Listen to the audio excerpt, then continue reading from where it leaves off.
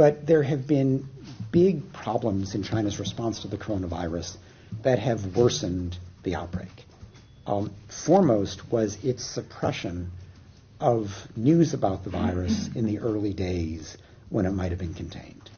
Public Health 101 says the first step needed to address any serious problem is complete transparency about information. That's the only way you can respond in a timely, effective way. And apart from the sequencing of the DNA, China's reaction has been the opposite. It's been its historic cover-up. And that may be good for political self-preservation. It's a disaster for trying to contain an epidemic.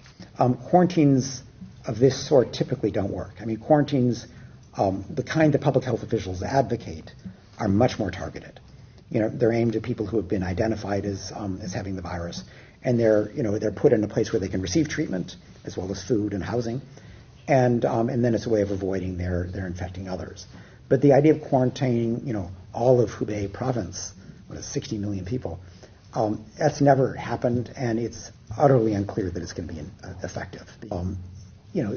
People need to be fed, they need to be housed, they need to get treatment, and there are huge gaps in the Chinese government's response to these individual needs. So, this is not a rights-oriented approach to public health. This is, treating public health with a sledgehammer.